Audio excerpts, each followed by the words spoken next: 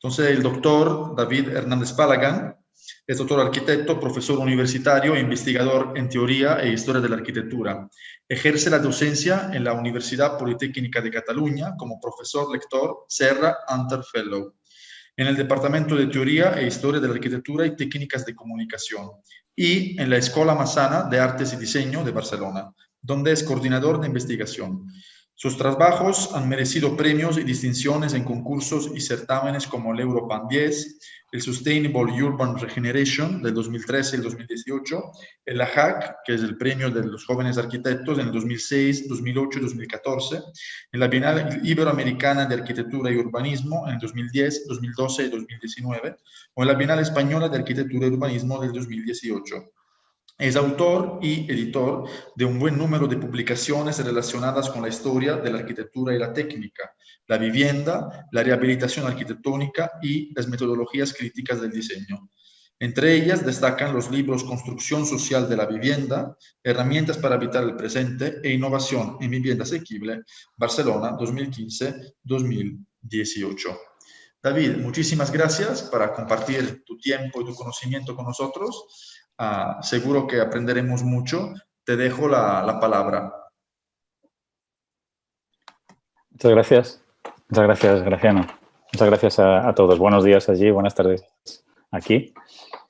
Bueno, un placer estar y compartir este reto con vosotros y muchas gracias por la invitación y por poder compartir este reto. Creo que voy a ser práctico, voy a compartir mi pantalla para que así... Vale, cierro ahí. Muy bien. Vamos a hablar de vivienda difusa, que es un poco el compromiso que tenía para con vosotros, identificar un poco en qué consiste este concepto y ver un montón de ejemplos. En realidad lo que os voy a enseñar son todo un catálogo de ejemplos que podrían servir para identificar la vivienda contemporánea como vivienda difusa o como para catalogarla dentro de o con este adjetivo. Y ahora vamos a intentar entender qué es esto de difuso, pero antes, un poco para que se entienda el contexto, pensad que cuando hacemos investigación en vivienda, lo más interesante es hacer la investigación centrándonos en el usuario, centrándonos en las personas y tratar de entender cuál es la idiosincrasia, cuál es la vivencia de las personas, qué es lo que pasa dentro de las personas, qué es lo que pasa con las comunidades. Entonces, cuando investigamos en vivienda estamos siempre tratando de entender qué es lo que pasa alrededor de las personas. Y en particular, cuando hacemos investigación centrada en el usuario, pues necesitamos entender un poco el contexto y necesitamos reconocer determinados conceptos, necesitamos reconocer determinadas cuestiones que están pasando alrededor de las personas y que nos vienen dadas normalmente por otras disciplinas, por la sociología, por la antropología, por la filosofía, por cualquier rama humanística que nos explique o que nos ayude a entender un poco qué es lo que está pasando a nuestro alrededor, ¿no? Porque al final la vivienda no deja de ser una reacción a un mundo que hay por ahí alrededor y que tenemos que intentar entender cómo es, por qué es así, qué cualidades tiene, cómo puede la arquitectura ayudar a que podamos sobrevivir dentro de ese mundo, ¿no? Entonces, un poco lo que os voy a contar tiene que ver con eso, con cómo es o cómo podemos entender qué es el mundo contemporáneo, cómo la vivienda puede reaccionar a ese mundo contemporáneo y qué tiene de difuso ese mundo contemporáneo y esa vivienda, ¿no? Por eso, lo que os voy a explicar a continuación estará dividido en tres partes que tienen que ver con estos tres conceptos. El concepto de escasez, el concepto de incertidumbre y el concepto de contingencia, que de alguna manera vamos a interpretar, o voy a utilizar esta especie de metáfora para interpretar qué es lo que pasa ahí fuera, para intentar entender por qué ahí en el centro identificamos a la vivienda difusa como concepto, como respuesta a ese mundo. Voy a explicar muy brevemente cuál es mi interpretación de estos conceptos y después vamos a ir identificando uno por uno las respuestas que más o menos podría haber a la interferencia o a la intersección que hay entre estos conceptos. Hablar en primer lugar, de escasez, yo creo que es relativamente fácil para todos entender que el mundo contemporáneo es un mundo que está bastante condicionado por la cuestión de la escasez de recursos, pero entendida desde una escala muy global. En la investigación científica contemporánea se habla de los límites del planeta, de los planetary boundaries, que son relativamente fáciles de entender si os hablo de pérdida de integridad de la biosfera, de los cambios de flujos bioquímicos, pérdida de suelo natural. Se están pasando un montón de cosas que somos capaces de reconocerlas pues, porque hablamos de calentamiento global, hablamos de cambio climático, pero eso que está pasando tiene que ver porque hay escasez de recursos, porque ¿por qué hay una escasez? ¿Qué es lo que notamos cuando hay escasez de cosas? Pues porque no hay suficiente para todos, que puede ser por dos motivos. Porque hay pocos o porque los todos somos demasiados y digamos, no nos da para repartir para todos. Un poco el problema, por lo tanto, el hecho de que no nos llegue a todos los recursos que hay, no es tanto solo un problema medioambiental, es lo que David Harvey, el sociólogo, llama la cuestión medioambiental. Y como mínimo tenemos que reconocer ahí algo así como 4 escalas de escasez. Hay una escala social, hay una escala política, hay una escala económica y, por supuesto, hay la escala ecológica, ¿no? Que es la que es más fácilmente identificable.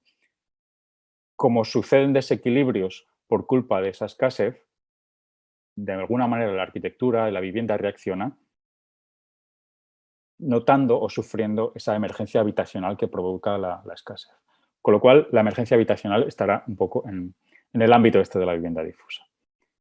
El segundo concepto que podemos mencionar es el de incertidumbre, uncertainty. Perdonad que está el esquema en inglés, pero normalmente cuando lo comparto con mis estudiantes son normalmente estudiantes internacionales y usamos esquemas en ese sentido, pero bueno, seguro que es sencillo de entender para todos.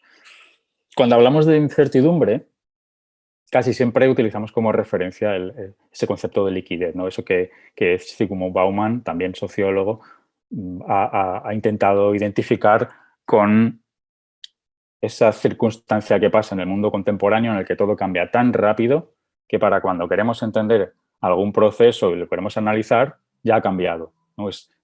Los cambios de procesos, todo sucede de una manera tan acelerada que nos es imposible atender a poder conocerlos con intensidad porque están en constante evolución, ¿no? Es lo que pasa también en la ciencia con el principio de incertidumbre, ¿no? De Heisenberg, que nos provoca que cuando intentamos analizar en profundidad un suceso, la propia observación está modificando el objeto de estudio, con lo cual al final nunca podemos saber exactamente qué es lo que está pasando, ¿no? Pues esto nos está pasando en el mundo actual, ¿no? Todo cambia rápido, hablamos de globalización, el imperialismo comercial, cómo evolucionan las tecnologías de la información y la comunicación, las tecnologías en general, el mundo virtual, las redes sociales, ¿no? Todo está pasando tan rápido que no nos da tiempo a tener una idea clara de cómo sucede eso, ¿no? Con lo cual el mundo está en cierta manera acelerado. De hecho, existe una teoría del aceleracionismo, que de hecho viene de las izquierdas, que entienden que todo está tan acelerado ya que si llevamos al límite el proceso de la aceleración, de alguna manera el sistema se bloqueará y acabaremos con el capitalismo, ¿no? O sea, es una teoría real que surge de la filosofía y de la reacción, digamos, progresista a lo que está pasando. El mundo está acelerado y eso nos provoca una incertidumbre, nos provoca un hábitat incierto, nos provoca que no sabemos a qué tenemos que responder cuando hacemos hábitat, ¿no? Es otra condición que tenemos que tener en cuenta. Y una tercera condición o una tercera característica del mundo es eso de la contingencia. Lo de la contingencia es fácil de explicar y a veces es difícil de poner ejemplos. Algo es contingente cuando es una cosa, pero podría ser otra. Es lo que se dice de algo puede ser o no ser. Incluso también en la ciencia, seguro que habréis oído hablar del experimento del gato de Schrödinger, donde el gato está vivo y muerto a la vez.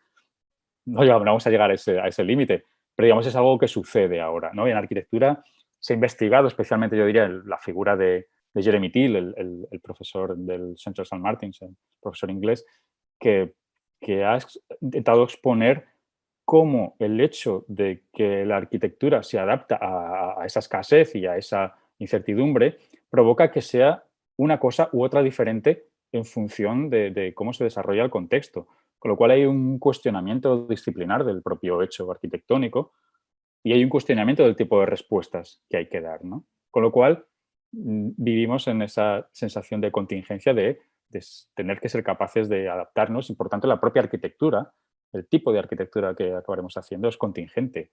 Será una cosa, a lo mejor acabará siendo otra cosa, pero tendremos una idea, pero evolucionará y quién sabe que será esa arquitectura en el futuro, ¿no? Todo este, ¿no?, ciclo, todas estas ideas de condiciones que tenemos a nuestro alrededor, en realidad las tenemos que interpretar desde un contexto de complejidad, ¿no? Complejidad al final es lo que define a este mundo. Y la complejidad nos lleva también a intentar interpretar mejor cómo son las fricciones, cómo son las intersecciones que pasan entre estas condiciones. Por eso en este esquema hemos dibujado circulitos, ¿no? La vivienda difusa como concepto nos aparece en el centro, pero si nos fijamos en las intersecciones, sería fácil reconocer reacciones que la arquitectura y la arquitectura residencial tiene con el objetivo de atender a condiciones específicas o a las condiciones específicas que están en la intersección en la posible intersección de dos de estas condiciones, ¿no? De cada dos. Digamos que el hecho de que se alcance esta catalogación de difuso sería cuanto más nos aproximamos al centro y cuanto más a cuenta se han tenido no solo dos condiciones, sino tres condiciones. Pero en todo caso, el hecho de identificar las intersecciones entre dos de estas condiciones nos permite clasificar de alguna manera determinadas tendencias que ya somos capaces de identificar digamos, en la vivienda contemporánea por todo el mundo. Yo os voy a enseñar un montón de ejemplos, que la mayoría de ellos son de mi contexto local, de Barcelona, o quizás con alguna muestra también de otras ciudades europeas, pero no quiere decir que estas tendencias no se vean en otros lugares del mundo. ¿De acuerdo? Yo os voy a hablar de lo que tengo más cercano, de lo que conozco, o algunos edificios que he podido visitar o proyectos que he podido conocer. En particular, de estas intersecciones me interesan tres conceptos y van a ser un poco, digamos, los ejes del relato que yo os voy a contar. Cuando la escasez se junta de alguna manera con la incertidumbre, lo que provoca es que el hecho de habitar, el hecho de cohabitar se vuelve difuso. Tenemos un problema, digamos, de acceso, tenemos un problema de emergencia, tenemos un problema de no saber durante cuánto tiempo lo vamos a tener. Bueno, pues el tipo de cohabitación que se va a producir es difuso.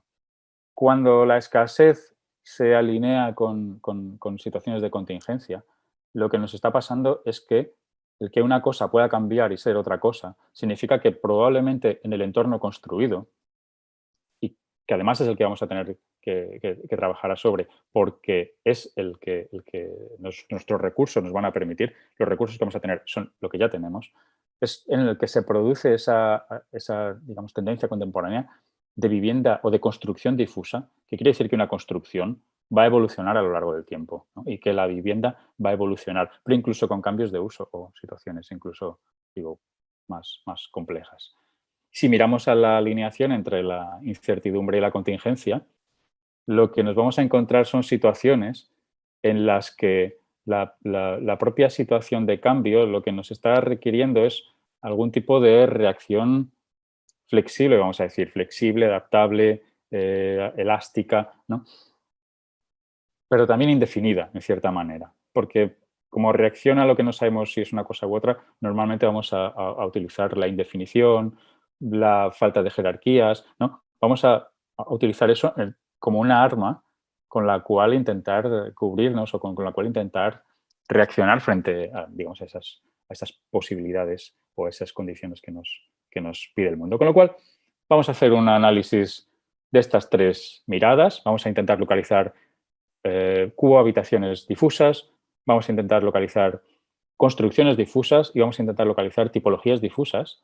Y yo os voy a enseñar unos cuantos ejemplos, la verdad que tengo un montón, pero vamos a irlos viendo bastante ágilmente, es decir, yo voy a pasar diapositivas relativamente rápido, porque seguramente algunos de los ejemplos que utilizaré digamos, para defender estas etiquetas ya los conoceréis, y porque en todo caso no me interesa profundizar demasiado en los proyectos, sino en la idea del por qué detrás de ellos hay esta concepción de elemento difuso, de vivienda difusa. Vamos a empezar con el concepto de cohabitación difusa. Y voy a utilizar para la definición de cada uno de estos conceptos, voy a utilizar una metáfora. Voy a utilizar tres metáforas en la sesión de hoy Y para hablar digamos, de cohabitación difusa, vamos a utilizar la metáfora de la diferencia entre lo táctico y lo estratégico. Habitualmente, la arquitectura, sobre todo el trabajo con la ciudad o con la gran escala, ha trabajado desde el planteamiento estratégico, desde un análisis en profundidad que nos dirige, de alguna manera, a utilizar los recursos que tenemos pensando a largo plazo, por decirlo así. Digamos que hacer arquitectura no es inmediato, se tarda mucho en hacer arquitectura, además es caro, se gastan muchos recursos y tiene mucho impacto en la población, en los habitantes, etc. Con lo cual, habitualmente, la arquitectura se ha hecho planteándose desde el medio a largo plazo. Si queréis, podemos incorporar el medio. Cuando hablamos de cohabitación difusa, que es un tipo de manera de convivir, por eso lo indico en el esquema, lo que podemos utilizar es un planteamiento táctico. Las tácticas son mecanismos que no buscan la larga escala o el pensar a largo plazo, sino que buscan pensar a corto plazo.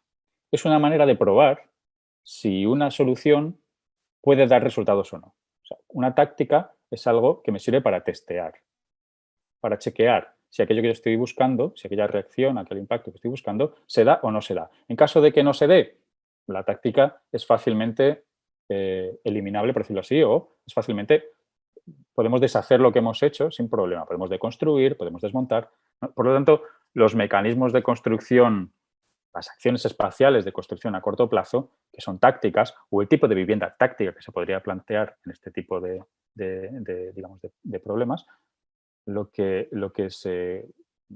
cualidades que tienen son pues esa capacidad para ser desmontable, capacidad para ser modulables, capacidad para reaccionar a cuestiones muy concretas que suceden en ámbitos temporales concretos, en ámbitos geográficos concretos, ¿no?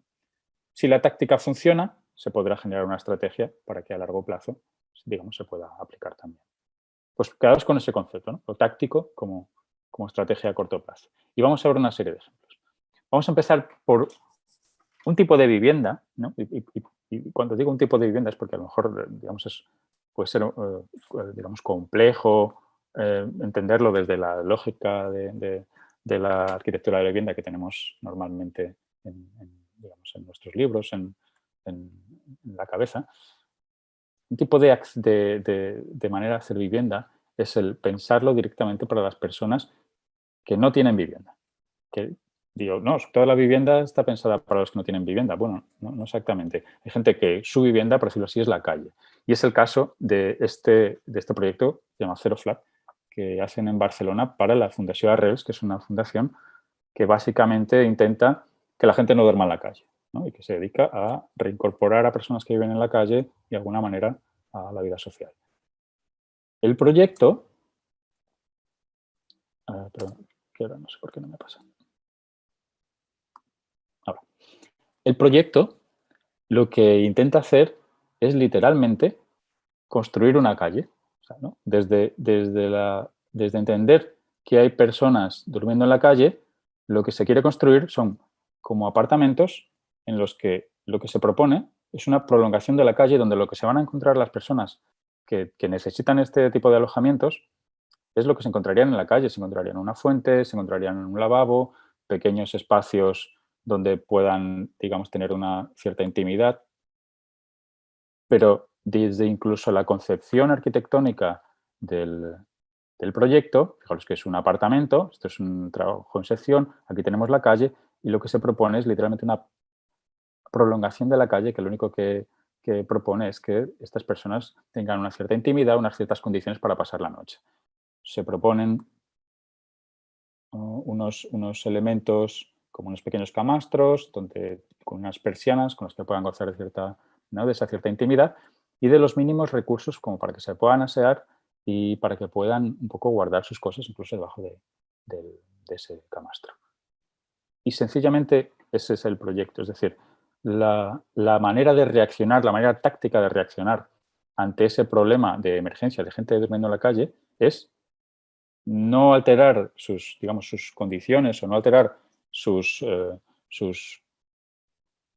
condiciones personales individuales o incluso yo diría que sus decisiones en cuanto a al por qué estén en la calle o no, no se cuestiona, simplemente se les mejoran las cualidades de su propia calle, ¿no?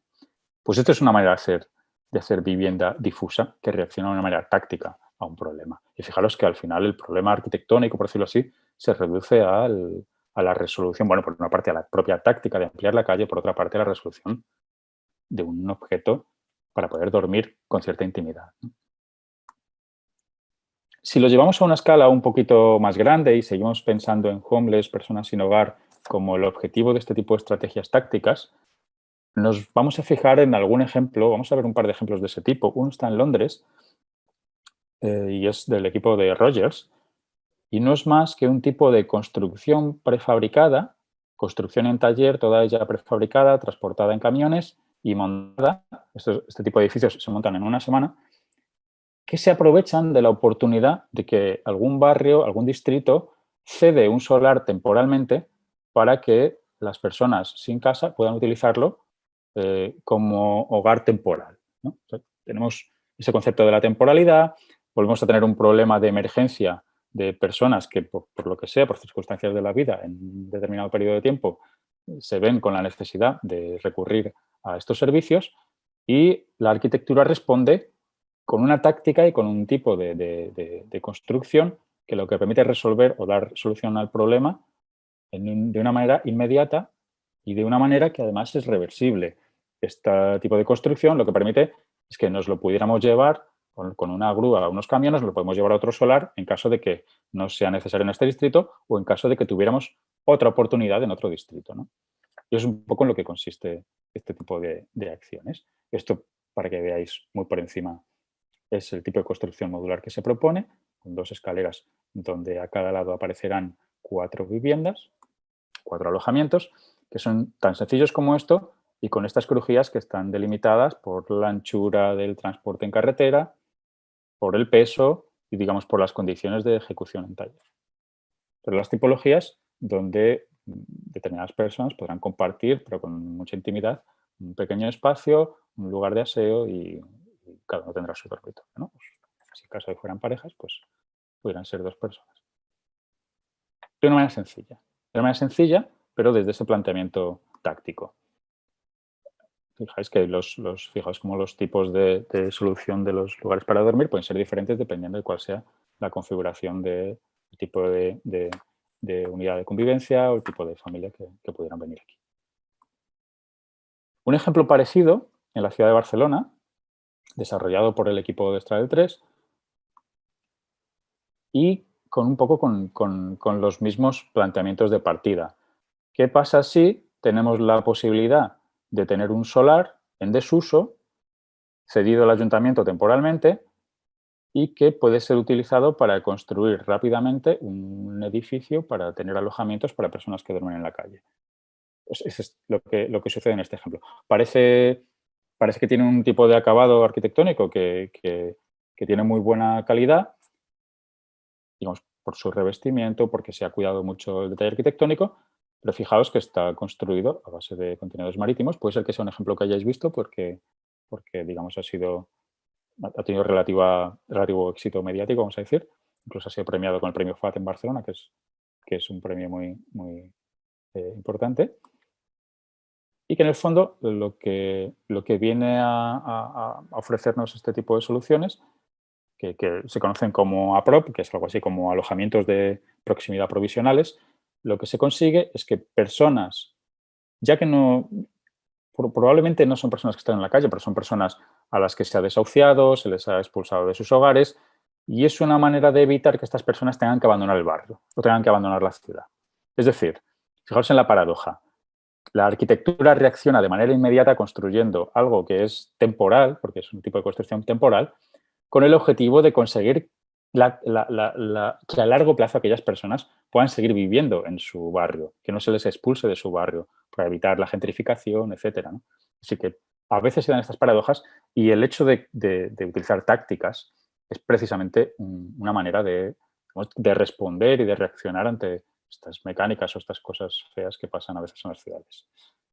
Fijaros un poco en el tipo de organización que se propone. Al final podemos tener un tipo de alojamiento, que es este alojamiento alargado, en el que obviamente lo que está pasando es que un solo contenedor marítimo ¿no? da lugar a que viva una persona, una área de convivencia pequeña, pero también podemos juntar dos y tenemos una área de convivencia más grande, pues una familia o un grupo de convivencia en el que hay más de 2 miembros.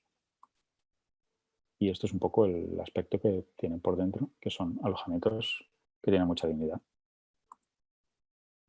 Un poco lo que os decía de las tipologías, pero con su sección, el alojamiento sencillo, con su sección, el alojamiento doble, vamos a decir, con su sección. Voy a hacer una ráfaga simplemente para que sepamos o para que entendamos de dónde viene la lógica de este tipo de construcciones, sobre todo utilizando contenedores. Fijaros que tenemos ejemplos en Europa que desde hace mucho tiempo utilizaban esta solución constructiva, esta modularidad y construcción ligera, de apilamiento rápidos, sobre todo para hacer viviendas y pequeños campus universitarios para residencias universitarias. Entonces, hay un montón de ejemplos de ese tipo, como los Keybonen de Ámsterdam, que es este ejemplo que veis, y fijaros que es todo un barrio de viviendas para estudiantes. Los Docks Student de Le Havre, en Francia, ¿no? Que fijaros qué calidad y qué aspecto más interesante tiene esta residencia de estudiantes con contenedores marítimos. Aquí ni siquiera el contenedor está muy cuidado y muy limpiado y ni siquiera es necesario hacer grandes recubrimientos. Un ejemplo en un barrio de Copenhague, que también es una residencia de estudiantes. Aquí veis algunos por dentro. Ya veis que incluso ni siquiera por dentro tienen demasiado revestimiento. Es decir, que se aprovecha la propia temporalidad o la idea de eso que tiene de fresco, el hecho de que sea una vivienda que vais a usar durante un periodo de tiempo muy corto, ¿no? Que es lo que va a pasar con un estudiante. Pues bueno, va a estar aquí 1 año, 2 años y seguramente luego se irá a compartir piso o lo que sea, ¿no? O sea, es una solución rápida. O este ejemplo de Berlín también, que está... De hecho, este ejemplo de Berlín es famoso porque está como a las afueras de Berlín, pero en la dirección del campus, con lo cual hay como un recorrido, hay una ciclovía, una vía para ir en bici que conecta directamente esta residencia con uno de los campus universitarios. Con lo cual, sabemos que teníamos estas posibilidades, ¿por qué no utilizarlos de manera táctica? Si saltamos un poco de escala y pensamos en tácticas casi hacia toda la ciudad, nos encontramos con los ejemplos tipo ATRI. ATRI es lo que en Barcelona llamamos las apropiaciones tácticas de repoblamiento inclusivo, que no dejan de ser mecanismos de localizar oportunidades en las ciudades, ¿no?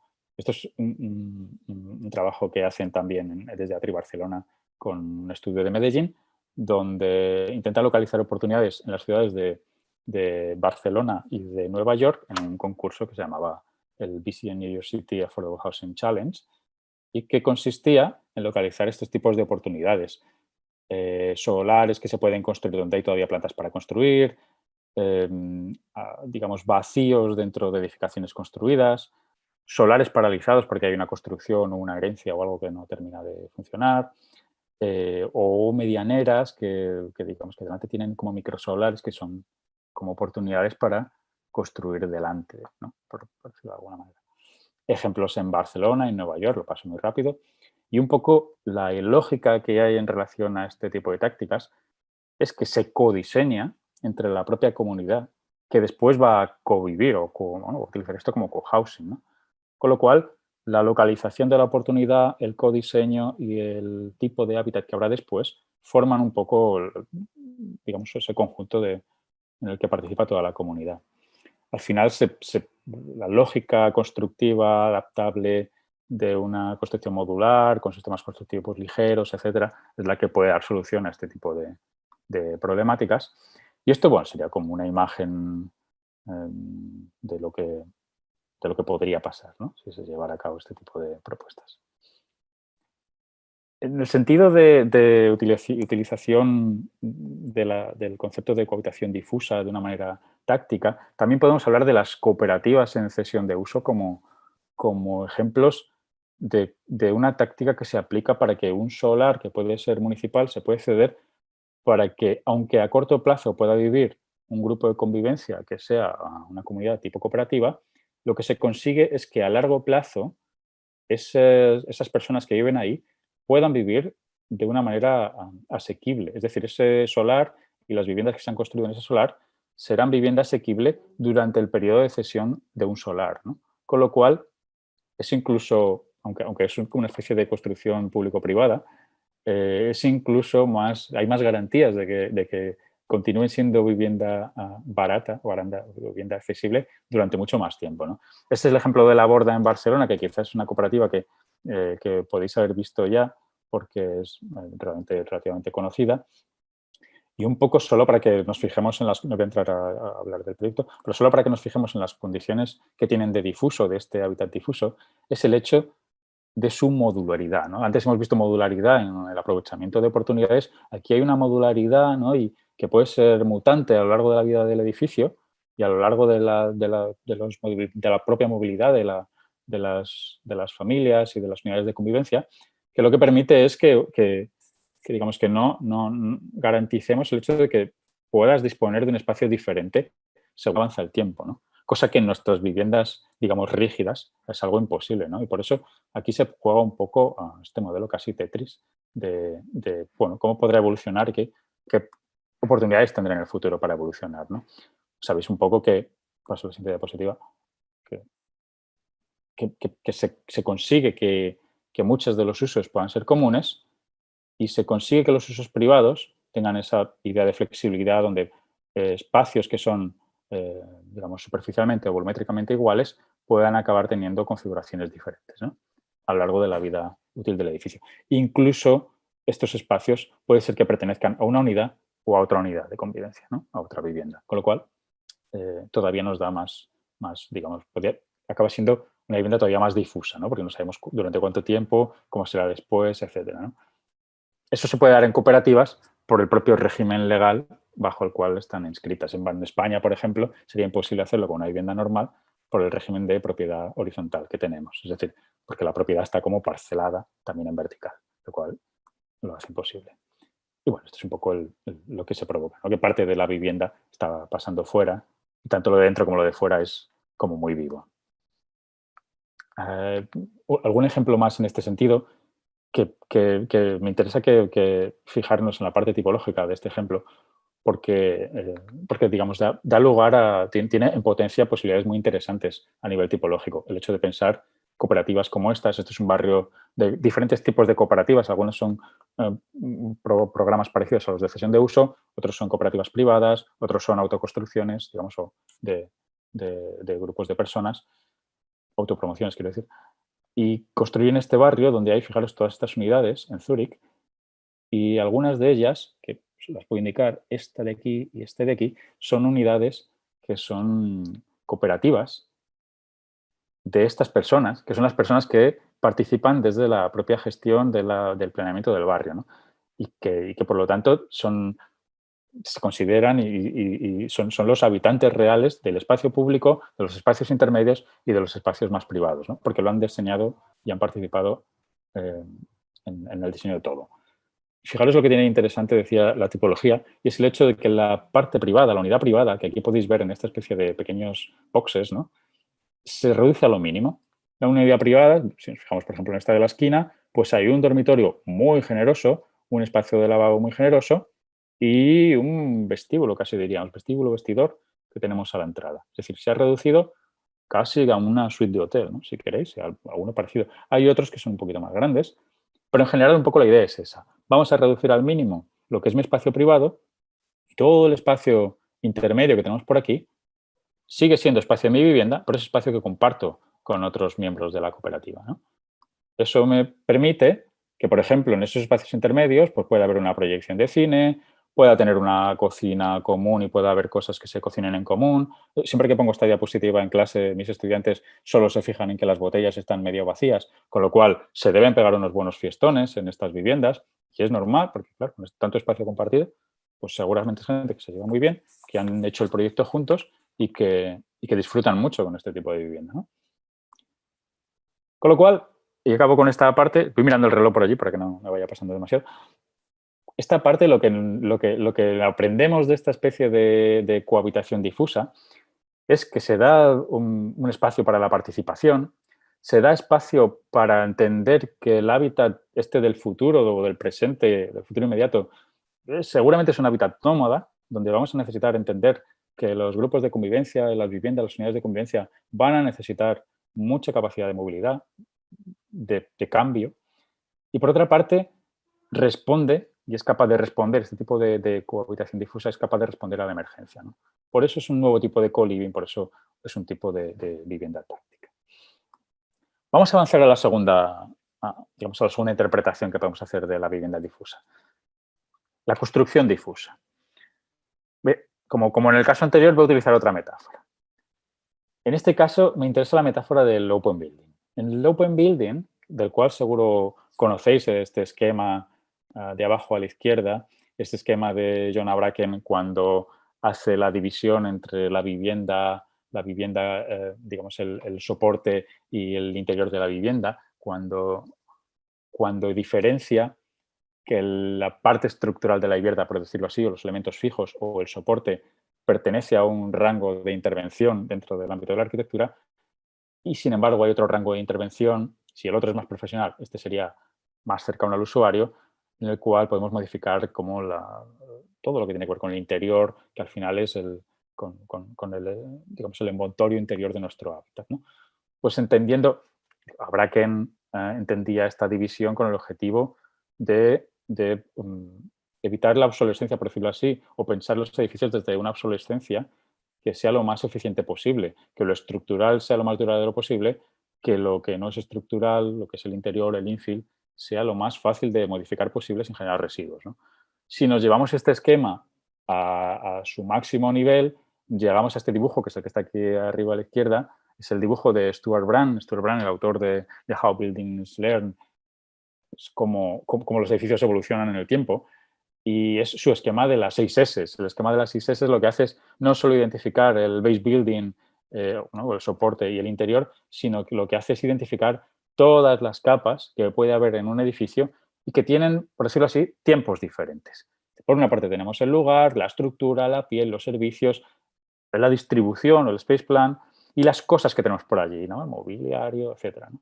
Cada capa podría pertenecer a un agente diferente, a la vez que cada capa podría tener unos tiempos diferentes. El sitio va a estar allí siempre. La estructura es mejor que esté lo más posible si vamos a gastar recursos en hacerla. La piel no debe ser duradera, pero debe ser implementable también. Los servicios quizás ya no tanto, porque es más fácil digamos, que nos caduquen o que se vuelvan obsoletos. Y así sucesivamente, ¿no? Con lo cual tenemos que pensar la lógica de los tiempos de cada capa. La metáfora es, ¿qué pasa si nos llevamos esto al siglo XXI y lo entendemos en relación a este concepto de escasez que mencionaba antes, ¿no? Lo que nos está pasando es que podemos ponerlo en relación con el esquema de lo que conocemos como las tres Rs, que tiene que ver con un texto de Joel McCower, que es muy famoso entre los consumidores, entre la manera de hacer consumo o en el mercado, que es The Green Consumer Supermarket Guide, que es como la guía verde para el consumo, ¿no?, o para el consumo en los supermercados. Y en esa guía, lo que se nos dice es hay que consumir siempre siguiendo las 3 Rs, si no queremos agotar los recursos del planeta. Y las 3 Rs son refuse, reuse, recycle. Es decir, antes de consumir nada, primero pensemos si podemos optar por no consumir. No. Es decir, antes de comprar nada, o antes de, digamos, de provocar que se produzca un nuevo objeto en el universo, vamos a intentar reusarlo. Vamos a decir, no voy a comprar, no voy a consumir, voy a intentar utilizar lo que ya tengo. La segunda cuestión tiene que ver con reusar, ¿vale? Reuso comprar, voy a intentar reutilizar algo que ya tengo. Pues voy a buscar una silla que ya tengo, la voy a modificar, voy a utilizar una vivienda, voy a buscar una vivienda que ya tengo y la voy a modificar para no tener que hacer una nueva. Y la última R sería la de reciclar, vale, recycle, vale. Tengo la vivienda, a lo mejor la vivienda o tengo la silla y la silla no me sirve, pero puedo desmontar las patas y con esas materiales hacer otra cosa. Con la vivienda o con un edificio puedo hacer igual. Puedo desmontarlo y con esos materiales hacer otra cosa, ¿no?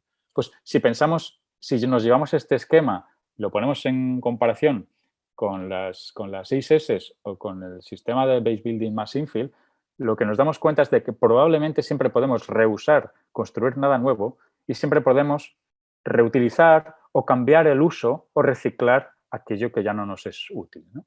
Combinando estos dos esquemas, nos es muy fácil entender que cualquier edificio es una excusa para no tener que construir otro. Porque siempre podemos acercarnos a un esquema, digamos, ético de uso de los recursos desde la utilización del entorno construido, ¿no? Y eso es un poco de lo que va esto. Por lo tanto, la vivienda difusa o la construcción difusa en este sentido tiene que ver sobre todo con el entendimiento de las capas de los edificios y qué podemos apropiarnos o qué capas podemos apropiarnos y si hace falta para aumentar el edificio. Por eso lo de augmented building. Bueno, quizás tenemos que construir, pero vamos a intentar hacerlo sobre lo que ya existe. Vamos a ver aquí menos ejemplos. Aquí tengo como 4 ejemplos, pero bueno, creo que son casi como 3. El primero es, ¿qué pasa si yo tengo un problema muy grave y mi planteamiento es, no, yo voy a rehusar, yo no quiero construir un edificio nuevo de vivienda? Es un poco la situación en la que se encuentran con este proyecto en Clayburg, en Ámsterdam. Para poneros en contexto, esto es el barrio de Bijlmermeer, ¿vale? A las afueras de Ámsterdam. Imaginaos esto, construido en los años 70, en ese momento donde la construcción en clústeres era como una manera de expandir la ciudad, y que obviamente en Ámsterdam en los años 70, como en muchas ciudades de Europa, pues fue un absoluto fracaso por el hecho de, primero, de que en esta parte de Europa se extendió más el modelo de ciudad-jardín y la gente no quería vivir en bloques, y por otra parte se ghettificaron, se convirtieron en lugares peligrosos, etcétera, ¿no? Con lo cual la situación actual de este lugar, si os fijáis en el esquema de la izquierda, en rojo está todo lo que se está demoliendo, en azul está cómo será el barrio del futuro, ¿no? Pero hay uno de los edificios, que está por aquí, que se mantiene, ¿no? Por lo tanto, se decide, no sé si tiene que ver con la memoria, pero cuando a los arquitectos, sobre todo a Enel Architects, se les propone derribar ese edificio, ellos en el planeamiento ya dicen, no. Nosotros con este edificio podemos hacer maravillas, ¿no? ¿Por qué? Porque están mirando ese esquema y están rehusando construir cuando ya tienen una posibilidad con el edificio que tienen. Aquí está un poco el esquema de lo que ellos hacen sobre ese edificio. En rojo está más o menos lo que desaparece, en verde lo que aparece de nuevo. Sacan unos ascensores que había por fuera, los meten por dentro, sacan estas entraditas súper, digamos, poco agradables que había en la planta baja y lo convierten en entradas grandes, dignas, no peligrosas, etcétera. Y eliminan como almacenamientos que había en planta baja, los recolocan en vertical junto a los ascensores y convierten todo el espacio de planta baja en un espacio con vida, útil, locales comerciales, servicios de primera necesidad, etcétera, ¿no? Una lógica de darle vida de nuevo al edificio. Por supuesto, trabajan en el contexto del entorno del jardín, del espacio público, hacen pistas de tenis, bueno, se convierte en un lugar mucho más interesante. Se recuperan incluso los elementos que podrían ser más, digamos, podrían estar más deteriorados o podrían dar una imagen de construcción barata como eran estos elementos prefabricados de hormigón. Lo que hacen es limpiar uno por uno, barrerlos y convertir ese hormigón en una superficie limpia que casi desde allí se ve como granito. Aquí podéis ver un poco el modelo digamos, de distribución que tiene el edificio, y lo que se hace es implicar a los antiguos vecinos del inmueble para que participen ellos mismos en la renovación del edificio. Todo esto con un proceso participativo por el medio, en el cual se consulta a los vecinos si quieren que el edificio se derriba o si quieren mantener el edificio, si se decide mantener el edificio, qué tipo de viviendas van a querer, si van a poder participar, si van a querer estar en el mismo espacio. Es decir, implicando a los vecinos, porque de alguna manera no solo generarán identidad sobre el lugar en el que ellos están viviendo, sino que además dignificarán el hecho de que su propia actividad va a ser la que va a renovar el lugar, ¿no? Con lo cual, ellos mismos participan en la construcción. Se les dan unas opciones para renovar las carpinterías que dan a la galería, digamos, un catálogo cerrado, y acaban apareciendo pues, espacios tan interesantes y tan fluidos como estos, ¿no? Esto es un poco, aquí podéis ver un poco cómo era la unidad inicial, cuál es la unidad básica de proyecto y todas las variaciones, ¿no?, que los arquitectos proponen a partir del proceso participativo con cada uno de los vecinos. Esas son las viviendas tipo A, lo mismo pasa con las viviendas tipo B. Lo que se puede ver es cómo se intenta, de alguna manera, hackear el modelo estructural, que es tan repetitivo, pues para conseguir continuidades espaciales, con continuidad entre más de un espacio, etcétera, ¿no? Por lo tanto, se ha evitado el consumir porque ya se tenía ese edificio. Otro ejemplo parecido donde lo que hay que hacer es repurpose, ¿no? Que dice el esquema. Tenemos un edificio, vamos a convertirlo en otra cosa. Teníamos un edificio industrial en el complejo Fabril Fabra y Coats de Barcelona y se puede convertir en viviendas. Fijaros el tipo de edificación Fabril que había. Esto era una fábrica, digamos, era una nave que pertenecía a un complejo de fábrica de tejidos. Y lo que se propone es recuperar, parte de las naves del complejo ya se habían recuperado para otros objetivos, lo que se propone es que esta se convierta en apartamentos. Lo que se hace es intentar entender muy bien, como veíamos antes, cuáles son las capas que forman parte de la construcción para intentar catalogar digamos, evaluar cuáles de ellas se pueden recuperar. Pues hay elementos estructurales que se pueden recuperar, la fachada se puede recuperar, es decir, ¿no? Hay cosas que se pueden mantener y otras cosas que se pueden, digamos, modificar, alterar. Fijaros que en origen esto era una nave con 2 niveles, un poco es lo que veis en la imagen de arriba. En la imagen de abajo veis cómo está actualmente, donde esos 2 niveles se han convertido en 4 niveles. Aquí se ve en esta fotografía, veis cómo era en origen y cómo al hecho de colocar viviendas nos permite ajustar más las alturas y trabajar en 4 niveles.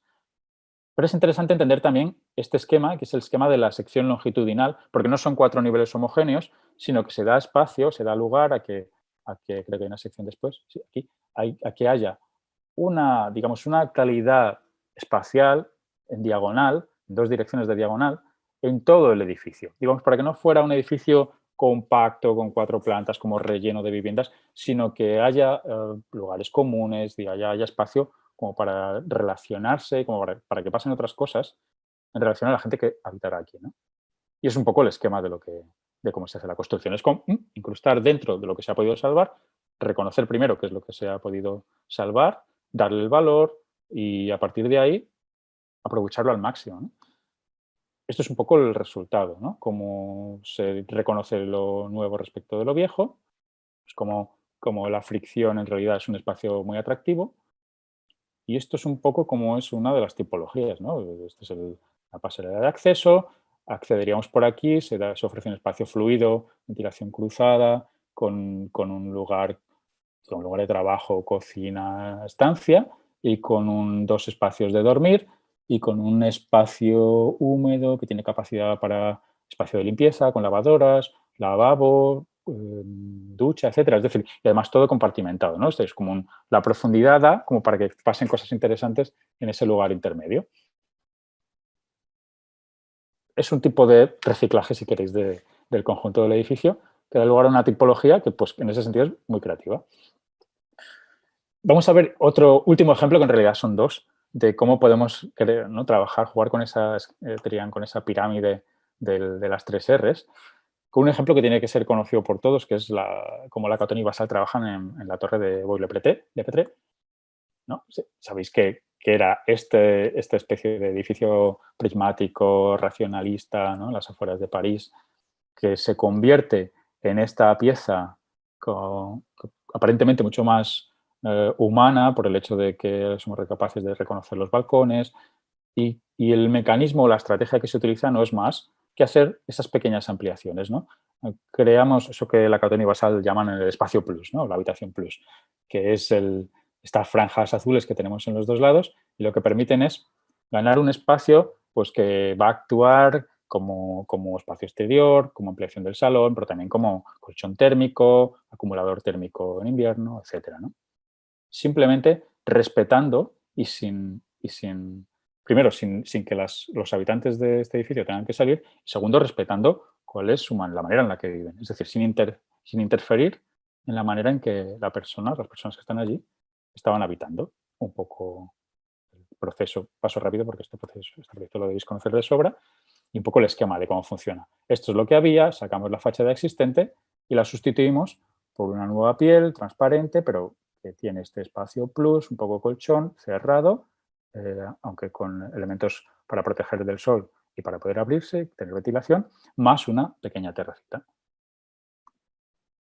Con lo cual se consigue eso, que las personas tienen un trampolín más hacia el exterior. Ganan ese espacio plus, mantienen su manera de vivir y pero digamos ganan en calidad de vida tremendamente. Lo mismo llevado a una escala más grande. La Catón y Basal en Bordeaux. Fijaros estos bloques que tienen una pinta dudosa, como sobre esta escala tan grande, esto es un complejo de varios bloques, se puede hacer una actuación siguiendo la misma estrategia. Es decir, quedaros con que aquí el proyecto es la propia estrategia, ¿no? O sea, es el propio mecanismo estratégico. Cómo la misma ampliación se puede hacer en las dos orientaciones. Pasa así porque estas viviendas no son cruzadas, sino que hay 4 viviendas por rellano, como podéis ver, y el resultado viene a ser el mismo, ¿no? Cómo se gana espacio para funciones que quizás en las reducidas que eran las dimensiones de las viviendas no había lugar, y ahora sí, y a la vez, ¿no? Pues tenemos otro espacio, un espacio de vinculación con el exterior, esa pequeña balcón exterior, más la galería que puede ser cerrable, que se puede proteger del sol, que tiene todas estas capacidades de colchón térmico, pero a la vez de acumulador de calor cuando sea necesario.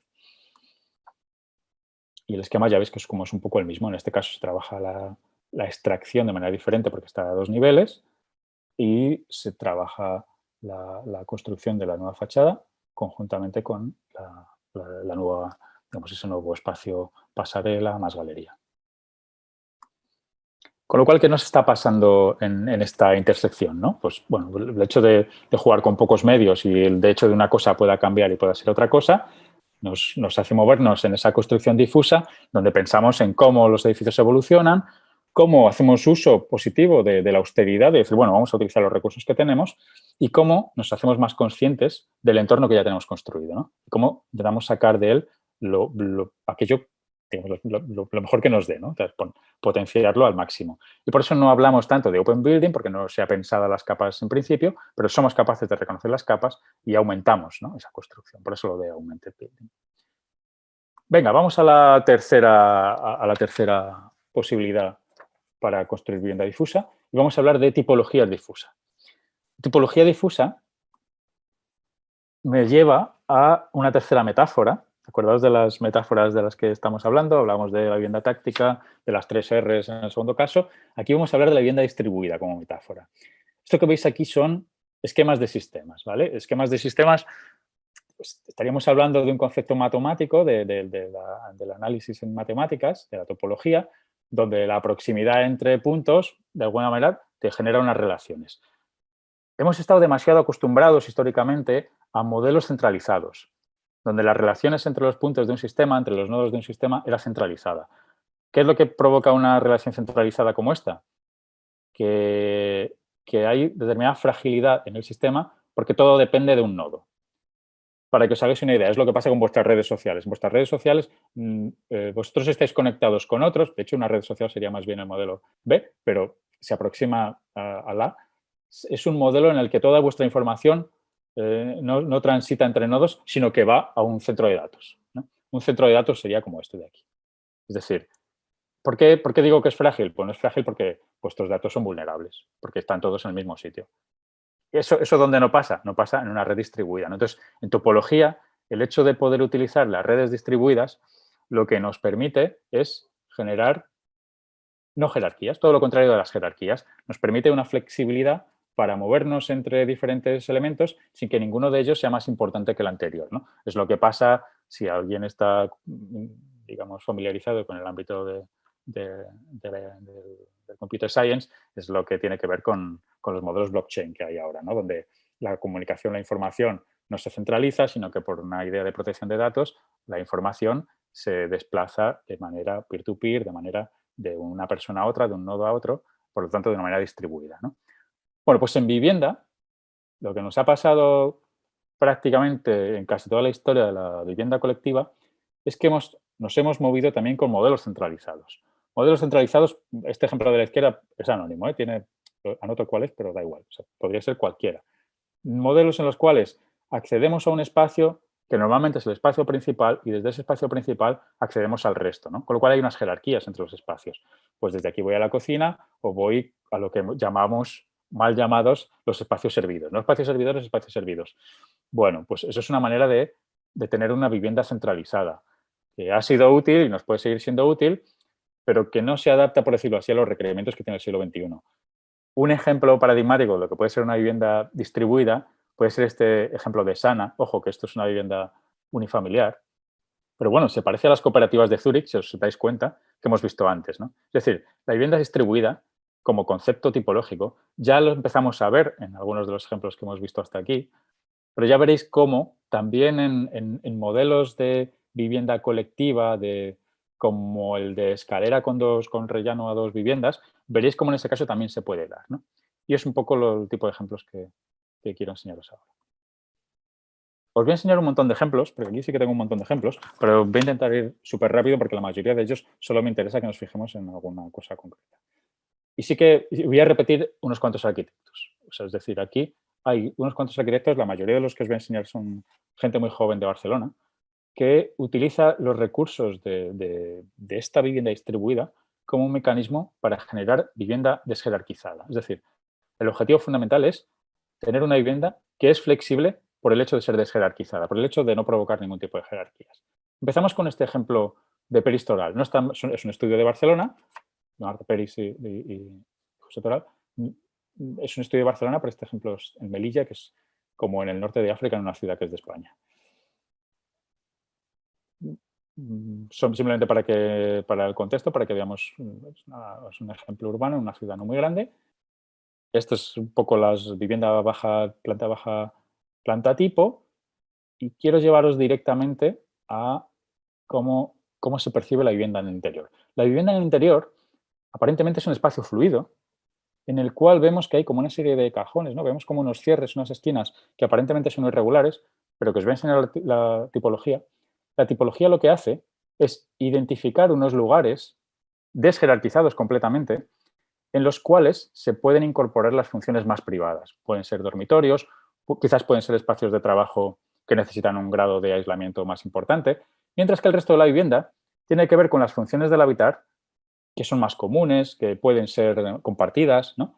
Con lo cual, lo privado, de alguna manera, se convierte en pequeñas cajas, perdón, y lo público de la unidad de convivencia es más fluido.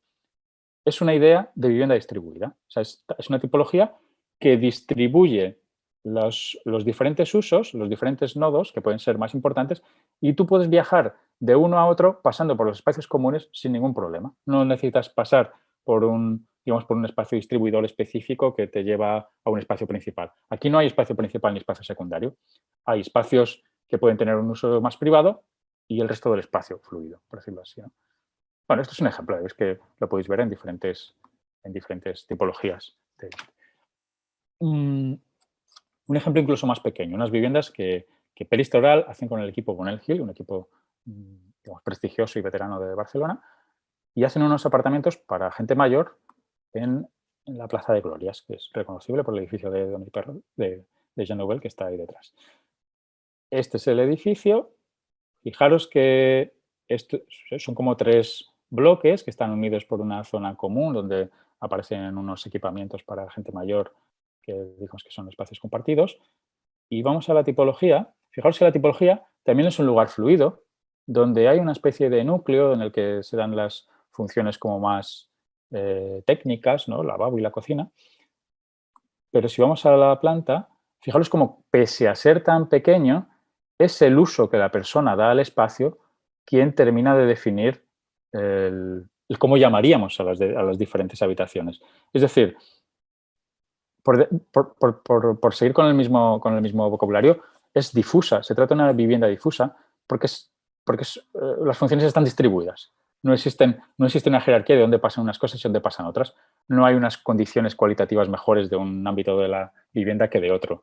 Todo está distribuido y la única condición que hay es que el espacio técnico, de alguna manera, está distribuido en un ámbito, en un espacio concreto de la vivienda que sí que se puede cerrar, ¿no? Aquí se podrían cerrar estas 2 puertas, con lo cual este espacio quedaría cerrado. Pero aparentemente todo puede ser fluido, ¿no? Por lo cual esa fluidez es la que nos conduce un poco a esa idea del espacio distribuido. Otro ejemplo de Peris Toral, en Ibiza. Ibiza, en las Islas Baleares, a la de la península ibérica. Este es un ejemplo que se está construyendo ahora. Estos son imágenes del proyecto. De hecho, son imágenes de la construcción. Pero fijaros un poco el modelo que plantea esta construcción, ¿no? Es como una como una construcción con muros de carga que lo que hacen es generar una retícula donde hay una anchura y donde hay unas medidas en profundidad que siempre generan un tipo de distribución donde se van alternando diferentes, vamos a decir, diferentes usos o diferentes piezas, ¿no? Pero hay una retícula base en la cual se produce esa distribución, ¿no? ¿Qué es lo que se consigue? Lo mismo, veis estas viviendas donde hay un espacio fluido, donde hay un ámbito de vida fluido y en algunos de los habitáculos se producirá un espacio donde se da un uso concreto. ¿Cuáles son los usos concretos? Pues, ¿qué puede pasar? Que dentro de esas franjas, fijaros siempre, que 4x3 pueda tener un vestíbulo, en 4x3 pueda tener una cocina, comedor, en 4x3 pueda tener una sala de estar, en 4x3 pueda tener una habitación, incluso pueda tener una escalera, porque es la escalera principal y se encaja en esa trama, pueda tener un vestíbulo de planta, pueda tener un patio bioclimático, quiere decir que tengo un espacio que puede ser, digamos, abierto en vertical, incluso puedo tener partido una galería, ¿no? Es decir, puedo tener estas o puedo tener cualquier otra, porque como lo que tengo es una trama indefinida, yo en cualquier momento puedo alternar y colocar donde tenía una cocina, un comedor, voy a decidir poner una sala de estar o el dormitorio en lugar de la sala de estar, ¿no? Es decir, lo que se me está dando es un espacio fluido donde será la persona que habita quien decidirá dónde coloca cada una de las piezas, ¿no?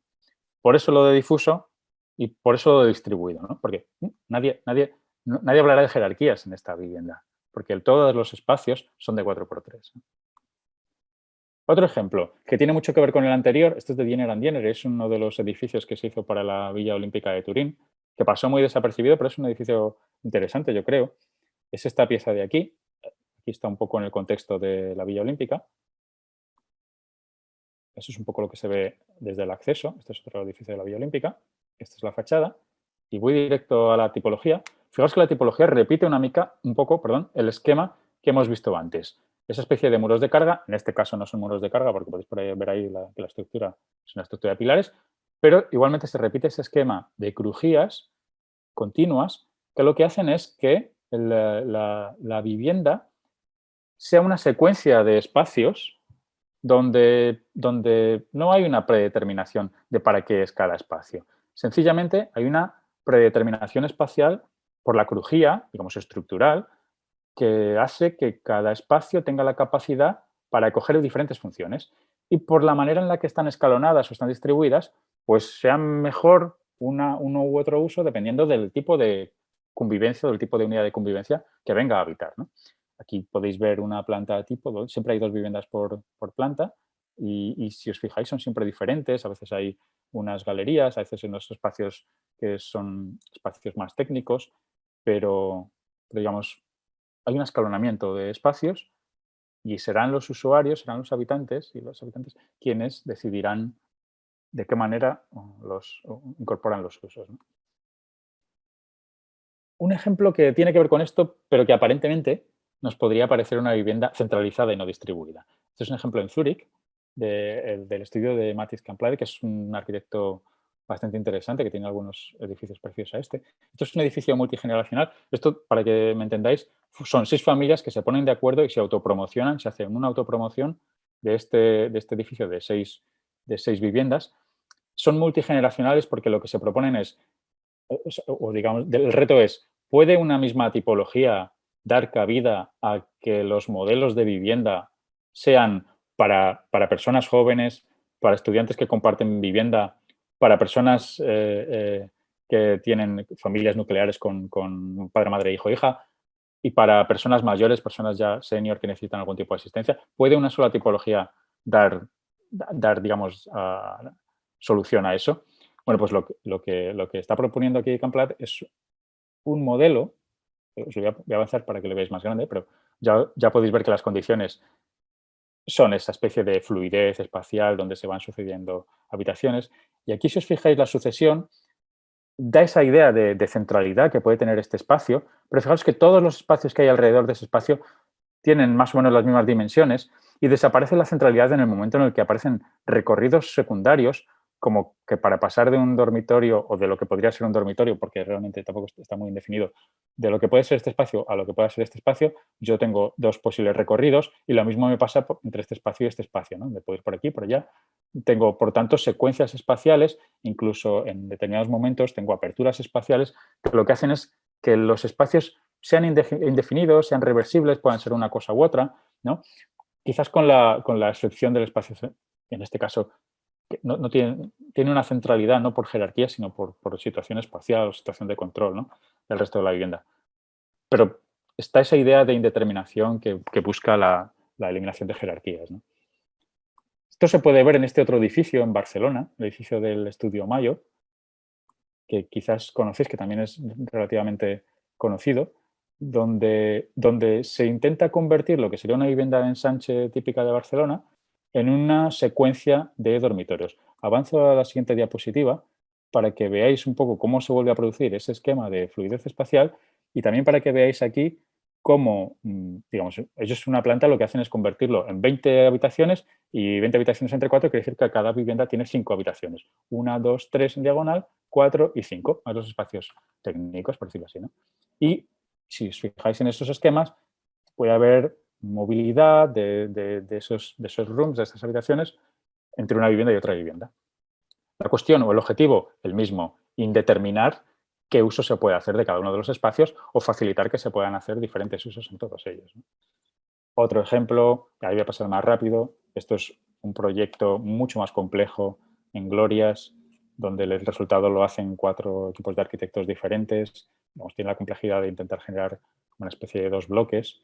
Y voy a ir directamente para que veáis una de las soluciones. Esta solución donde el equipo de cierto estudio lo que propone es esta especie de esquema con un elemento central que tiene a su alrededor espacios que pueden acoger también diferentes usos. Si os fijáis en el esquema generador, que para mí es este esquemita de aquí, lo que se pretende es que cada uno pudiera incluso tener conexión con los de alrededor y que el espacio central fuera casi como un espacio vertebrador, pero que no pretende generar jerarquías, ¿no? O sea, de hecho, va a dar redundancia, porque de hecho en él no se da un uso de eso, se propone un uso técnico para ese eje central, ¿no? Con lo cual, lo mismo, ¿no? Hay como una trama que nos lleva a tener ese tipo de soluciones. Os voy a enseñar un par de ejemplos de Carles Enric, también un arquitecto muy interesante de aquí. Este lo paso muy rápido porque, digamos, esto fue un segundo premio de un concurso, pero también para que se entienda. En este proyecto se propone una estructura, fijáis que la estructura se ve por estos pilares en T, que lo que hacen es que todas las habitaciones, o prácticamente todo, tiene la misma lógica, tiene las mismas dimensiones. Si nos vamos a mirar un poco cómo son las viviendas, fijaros que pasa lo mismo. Son espacios fluidos distribuidos donde yo voy accediendo de un espacio a otro y todos tienen las mismas dimensiones, por lo tanto son reversibles los usos, ¿no? Ese proyecto no se ganó, pero sí que se ganó este concurso este año en Castelldefels, donde se propone una lógica equivalente. Fijaos que hay esta especie de mat building de base, digo lo de mat building, que en realidad lo podíamos aplicar a casi todos los proyectos, y donde lo mismo, vemos un espacio fluido y donde la secuencia de habitar la vivienda viene a ser la misma. Es cada espacio que está entre 4 pilares o entre la estructura tiene la posibilidad de convertirse en algo diferente. Con lo cual, yo puedo distribuir aquí un dormitorio, pero lo podría poner en otra parte y, de hecho, todo el espacio intermedio es de alguna manera indefinido y sin jerarquías. Algo parecido pasa en este ejemplo de H Arquitectos, aunque en este ejemplo esa retícula tiene un espacio en el medio y, digamos, son como 2 salas con un patio en el medio. Y fijaros lo mismo, lugares fluidos donde nos identifican los espacios, digamos, más privados. Y la lógica tiene que ver con lo mismo, hacer una secuencia de espacios distribuidos que son todos de las mismas dimensiones, lo hacen con 4 espacios y con 5 espacios, de tal manera que, por un lado, tenemos el acceso, unos ámbitos indefinidos donde se puede trabajar o se puede estar, y después espacios en los que se desarrollan las típicas funciones que piden los programas. Porque, claro, estos son viviendas sociales que ganan concursos y, digamos, estos todavía no se han empezado a construir, pero es un concurso que se llevará a cabo. Con lo cual, digamos, para poder cumplir con las normativas, al final se le pone nombre a las cosas. Pero la realidad es que no está pensado para que cada sala pueda ser el uso que el usuario le quiera dar, ¿no? Y otro ejemplo de peristoral, y con este acabo esta secuencia, donde donde se utiliza el mismo esquema, ¿no? Este es un edificio en Cornellá que se está construyendo ahora, es todo de madera, no se parece mucho a eso. Y fijaros que aparece un poco la misma lógica, ¿no? Otra vez esta estructura que replica siempre como el mismo espacio, es una especie de mat building, donde yo accedo desde una galería. Fijaros cómo es un poco la vivienda. Son estas 6 habitaciones, yo accedo por aquí, accedo a la vivienda. En principio, tal y como se ha dibujado, entraría por este espacio que parece que es un espacio de estar, de ese espacio de estar me dirigiría a este otro espacio que parece un espacio de comer, pero desde aquí podría venir a esta zona de aquí que me lleva a este espacio que parece ser dormitorio, igual que este, igual que este. Pero podría ser todo diferente, podría entrar por este otro lado, podría haber decidido hacer el salón aquí, o la cocina, o quizás los dos del medio a lo mejor son los más técnicos y cuesta más de mover, pero todo lo demás está pensado para que sea reversible, fluido, yo pueda acceder de una pieza a otra de manera distribuida sin tener que pasar por un lugar centralizado, ¿no? Y esa es un poco la idea de este modelo de tipología difusa. ¿Qué aprendemos de estas tipologías difusas? Bueno, que de alguna manera se responde a la individualidad del tener un espacio privado que siempre existe de manera distribuida, sin jerarquías, pero que se puede convertir en cualquier otra cosa a lo largo de la vida útil del edificio, ¿no? Siempre son edificios adaptables y sobre todo son siempre viviendas o tipologías que no tienen ninguna jerarquía. Son un tipo de mat building, son un nuevo tipo de mat building, pero yo prefiero utilizar esta denominación de vivienda distribuida por esa ausencia de centralidad, ¿no? Acabamos, que me quedan 2 minutos. Estoy padeciendo por el reloj. Epílogo muy rápido, que tiene que ver con esto. Y pensar, no podemos pensar las viviendas en lo que nos queda del siglo XXI como los pensábamos antes de lo que nos ha pasado ahora. Porque nos hemos dado cuenta de que en determinadas situaciones nuestra vivienda actual no era capaz de resolverlas. La pregunta ¿es mejor este tipo de vivienda difusa en relación a las necesidades que hemos sufrido después de la pandemia? Fijaros un poco en el esquema completo. De alguna manera, el hecho de que la cohabitación sea difusa nos permite que un tipo de confinamiento sea mucho más fácil de sobrellevar. Lo mismo que si tenemos una tipología difusa, el hecho de tener espacios individualizados nos permite más fácil entender el modelo de convivencia. Y el hecho de que tengamos espacios, construcciones difusas, nos permite que las cosas sean capaces de adaptarse a diferentes usos también. Es decir, que con modificaciones mínimas seamos capaces de tener un dormitorio en un momento y un espacio de trabajo en otro momento, ¿no? Que algo sea una cosa u otra, o una cosa y la otra, ¿no? Que es lo que hablábamos al principio. Y acabo ya con esto. Quizás lo que hemos aprendido de todo esto es que hay 3 factores que tenemos que tener en cuenta cuando pensemos vivienda y que tienen que ver con la escasez, con la incertidumbre, con la contingencia, pero tienen que ver también con la manera en que nos hemos apropiado de eso. Y es que la colectividad tiene que ser tenida muy en cuenta a la hora de plantear la vivienda. Hemos visto que está en la participación, que está en la emergencia. O sea, la colectividad acaba siendo muy importante. Es muy importante que seamos capaces de entender un modelo nuevo de domesticidad. Igual que es muy importante que seamos capaces de entender que la arquitectura tiene que ser resiliente, tiene que ser capaz de adaptarse a lo que venga después, ¿no? Tiene que ser capaz de adaptarse al habitante que venga después, al arquitecto que venga después y luego al arquitecta que venga después y haga modificaciones. Bueno, resiliencia, nueva domesticidad, colectividad podrían ser un poco las conclusiones que yo diría que podríamos aprender de lo que podemos observar de la vivienda contemporánea. Y hasta aquí mi intervención por eso. Bueno, muchas gracias por escuchar. Voy a devolver la pantalla por si queréis hacer algún tipo de pregunta. No, David, Perdón, muchísimas gracias porque creo que ha sido muy densa la plática, muy interesante, con muchos conceptos, muy actual, ¿no? O sea, realmente son temas que creo que a margen, digamos, de muchas teorías, pero son temas que al día de hoy son muy actuales, ¿no? Por lo que estamos pasando. Es decir, hay una cierta respondencia entre la teoría como más abstracta y luego cosas que estamos viviendo. Por lo tanto, sí que de una cierta forma lo entendemos porque lo estamos probando, ¿no? Entonces, es muy interesante esta cuestión, ¿no? Que al final se replantea qué es una vivienda, ¿no? E incluso después o a lo largo de esta pandemia, ¿no?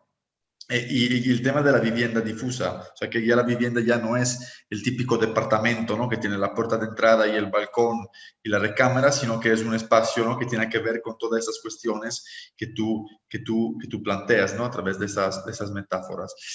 Yo digo, dejo la palabra aquí a los participantes porque creo que a lo mejor pueden tener alguna duda y creo que sería interesante si tú, David, le podrías responder. ¿Alguien quiere tomar la palabra? Carlos, por favor. Hola David, muchas gracias por la plática, sí, muy densa, pero o sea, con lo que más me quedo es que muchos de los edificios que mostraste los hemos analizado o estudiado desde el punto de vista del sistema al que pertenecen, de la tipología, de la estrategia, pero sí es muy interesante verlo como en una visión justamente actual y muy contemporánea de estos tres entendimientos que mencionaste al principio. Y todavía más si lo pones en el punto en el que estamos, ¿no? Que fue con lo que cerraste, que creo que fue lo que cierra la charla de una manera muy contundente.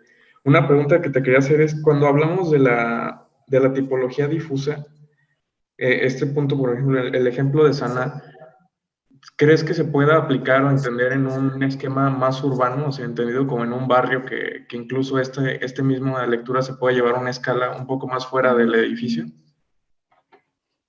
Sí, sí, sí, no, desde luego que sí. De hecho, algunos de los ejemplos sobre todo los ejemplos de Peristoral. Peristoral es un ejemplo, es un estudio de aquí de Barcelona que, que ellos se influenciaron mucho por los modelos tipológicos de las cooperativas de Zúrich. ¿Veis que os he enseñado un modelo tipológico? Esos que tienen como una especie de proyector de cine fuera del, ¿no? Que tienen aquel ámbito fluido fuera. Pues ellos pensaron, claro, los modelos tipológicos de Zúrich son un poco el ejemplo de Sana, pero claro, son el ejemplo de Sana entendiendo que hay diferentes unidades de convivencia en la misma planta, ¿no? ¿Se podría hacer eso? ¿Se podría resolver un modelo parecido para una única unidad de convivencia donde tuviéramos espacios diluidos, sin jerarquías, más luego espacios que puedan ser privatizados para hacer usos, ¿no? Y ellos, en el ejemplo de Melilla, en el ejemplo de Ibiza, sobre todo, o sea, están intentando construir ese tipo de modelos. El problema es que, pudiéndose, estamos muy atados por las condiciones dimensionales de las normativas. ¿Vale? Cuenta que casi todos los ejemplos que os he enseñado, sobre todo de la fase del último paquete, ¿no? de las tipologías difusas, son vivienda que tienen algún tipo de protección pública en alguna región de España. Quiere decir, cuando tienen protección pública, tienen unas limitaciones de lo que va a construir, de lo que va a costar construir la obra, y tienen limitaciones en cuanto a las dimensiones que van a tener las piezas, ¿no? Y las piezas tienen etiqueta, por decirlo así, tiene que haber tantos dormitorios, la cocina tiene que medir tanto, el salón tiene que medir tanto, seguro que allí pasa lo mismo y tenéis condiciones parecidas. Bueno, el problema es, la lógica de la vivienda difusa obviamente evita ponerle nombres a los espacios, porque si le damos un nombre a un espacio, condicionamos el uso, ¿no? Con lo cual, lo que se intenta es ganar el concurso, ¿no? Y para ganar el concurso se da una opción de uso que responde a la normativa, pero lo que se intenta es que el resultado sea lo suficientemente difuso en ese sentido como para que el habitante sea hábil para manipularlo en caso de que pretenda vivir de otra manera, o para que el habitante que venga después pueda vivir de otra manera. Entonces, sí que existen, lo que quizás morfológicamente no se ve tanto, digamos, como en el ejemplo de Sana, por el hecho de que tampoco son tan grandes, ¿no? Si te das cuenta, no. O sea, estamos hablando de que cuando generamos esos espacios más cerrados, estamos hablando de 2 o 3 cajas, ¿no? Donde hay un dormitorio, otro dormitorio, que es un espacio de trabajo, y no es aquello de Sana donde cada espacio de uso se convierte en un pequeño box que tiene su propio environment, de alguna manera, ¿no? Y sus propias condiciones cualitativas. Es decir, la estrategia es la misma, el resultado formal espacial todavía no puede ser el mismo, pero por una cuestión dimensional, sobre todo, ¿no? Yo diría. ¿Alguien más? Patricia, por favor. Gracias, David. Buenas tardes. No, yo creo que nos queda claro esa idea de que teníamos de que las cosas que el arquitecto proponía o que construía iban a quedar tal cual son, ¿no? Hasta ese ejemplo de que volvieron a reutilizar el concreto y quedó una estructura completamente nueva. Y eso nos da una idea hasta antes de proyectar, o sea, pensar que lo que tú decías ahorita, que lo que hacemos puede ser usado de un modo completamente diferente al que nosotros pensábamos. Y ganaríamos pensando de antemano en eso, ¿no? Que va a haber cambios, que va a haber cambios a lo mejor en 20 años o en 50 años, pero a lo mejor en un año, ¿verdad? De lo que estamos haciendo. Pero ¿cómo hacer bueno, me interesa mucho transportar eso también? Estamos en vivienda colectiva, pero yo creo que ese pensamiento también lo tendríamos que traer para la vivienda propia, ¿no? La construcción de una casa para alguien, de un hotel para alguien, de un restaurante. ¿Cómo facilitar esas posibles modificaciones en un futuro? Sí, sí, Patricia, toda la razón. Sí, sí. Cualquier tipo de arquitectura, cualquier tipo de construcción, antes de hablar de arquitectura, debería ser capaz de reconocer los tiempos de uso de esa arquitectura, es decir, o los momentos de obsolescencia de cada capa. Por eso lo que comentaba es, lo importante es que construyamos lo que construyamos, que siempre seamos capaces de identificar o de dejar de alguna manera claro cuál es el elemento estructural que va a tener una duración más larga, cuál es el elemento, digamos, envolvente que tiene una obsolescencia más corta porque podemos mejorar las condiciones, y cuál es el elemento interior, más allá de los servicios, el elemento interior que va a depender del uso que se le dé al espacio. Yo siempre pongo un ejemplo en clase, y es que tú te pones en el centro de cualquier lugar, allí donde estéis, cada uno donde está ahora en su casa o en el espacio en el que estáis, miráis a vuestro alrededor y lo que veis, digamos, el edificio en el que estáis, probablemente cuando nosotros ya no estemos, el edificio sí que existirá todavía. Es decir, nosotros nos vamos a mudar a otros edificios, vamos a hacer otras cosas, vamos a vivir en otros sitios, vamos a lo que sea. Es decir, nuestro tiempo de vida en un edificio, si hablamos de vivienda, nuestro tiempo de vida en una vivienda va a ser normalmente cada vez más corto. O sea, los periodos en los que nos vamos a mudar van a ser cada vez más cortos. Sin embargo, las construcciones que hacemos siempre van a ser cada vez más largas, porque tenemos mejores elementos constructivos, porque sabemos hacerlos más resistentes a sismos o cualquier otro tipo ¿no? digamos, de problema estructural. Con lo cual, por una parte, unas cosas van a durar más y, sin embargo, nuestra vida cada vez va a ser más líquida en ese sentido. Pues hay algo que es incongruente ahí, ¿no? Es decir, lo normal será que empecemos a construir teniendo en cuenta que, obviamente, nosotros somos habitantes pasajeros que venimos, ocupamos un lugar, le damos un uso y nos marcharemos, ¿no? Y vendrán otros y harán allí otra cosa, ¿no? Es decir, tiene más que ver con la acción pedagógica de que no solo me refiero pedagógica en cuanto a las escuelas de arquitectura, sino que en las normativas de construcción, en las ordenanzas de las entidades públicas, ¿no? Que se empiece a reconocer claramente cuál es la durabilidad que tiene que tener cada una de esas capas, que parte por el hecho de saber reconocer cada una de esas capas, ¿no? Cuando John Bracken hace su teoría, él está identificando al arquitecto solo como responsable de una de las capas, de lo que él llama el base building, ¿no? Que es básicamente la estructura del edificio.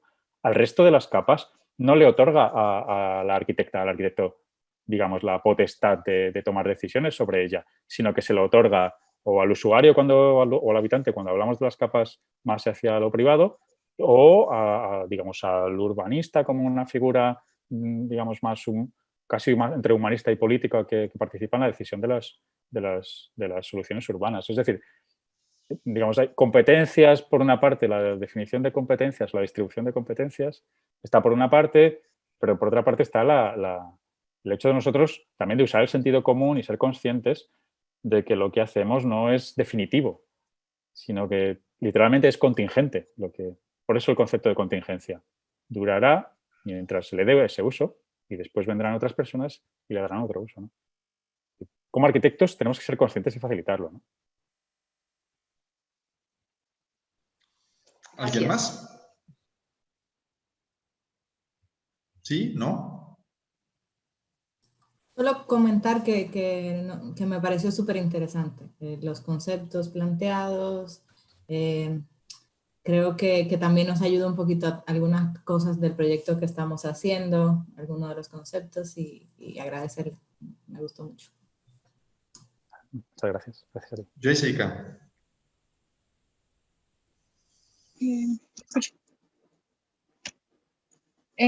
Pues muchas gracias, David.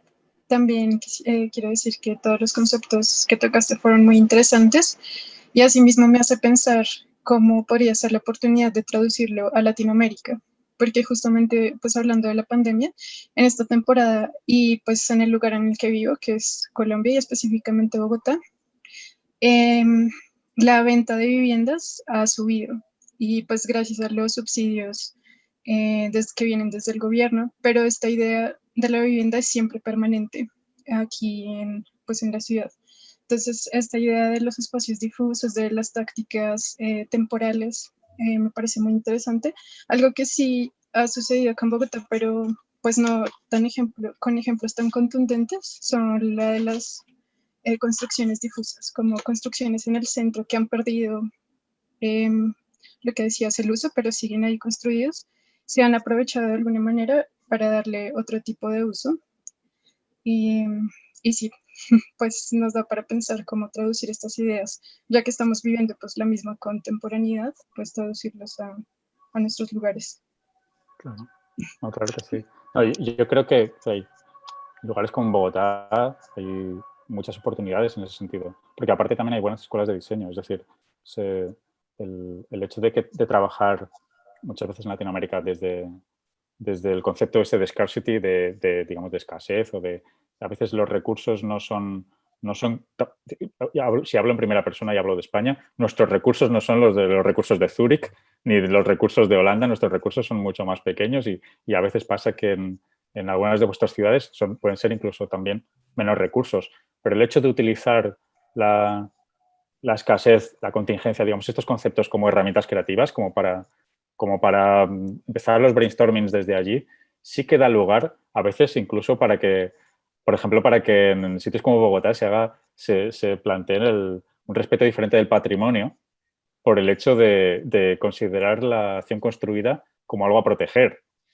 Puede estar el concepto patrimonial detrás, pero también está el concepto, digamos, ecológico, de decir, bueno, es que es un recurso que tenemos. ¿Para qué vamos a malgastar un recurso cuando podemos reutilizarlo, ¿no? O sea, en esa lógica yo creo hay ciudades yo esto lo he visto en Bogotá, lo he visto en otras ciudades de Latinoamérica, como en Santiago de Chile, en México, DF, o sea, México, Ciudad de México. O sea, está pasando. Lo que pasa es que pasa a escala pequeña. Tampoco penséis que, claro, yo cojo una serie de ejemplos que son paradigmáticos. Nosotros en Barcelona también sufrimos de que muchas veces aquí se dice malbaratan, se estropean edificios existentes que podrían haber tenido un uso o un segundo uso o una modificación de su uso y sin embargo se acaban derribando o digamos se acaban estropeando de alguna manera. Incluso se construyen edificios nuevos que por algún motivo legal que sea no se ocupan y se decretan como que tienen que ser derribados para tener un uso nuevo, lo cual no tiene ningún sentido. No tiene ningún sentido lógico desde el punto de vista de la utilización de recursos. O sea que, digamos, no es una pelea exclusiva vuestra, ni mucho menos, ni de Latinoamérica o de América en general, sino que es una pelea también del sur de Europa, a veces también de Centro Europa. O sea, bueno, pero lo importante es reconocer que estas cosas nos pasan, ¿no? Y reconocer que con esas herramientas, como mínimo nosotros, como gente creativa, podemos utilizarlas para dar un producto mejor en este sentido. ¿Alguien más? No.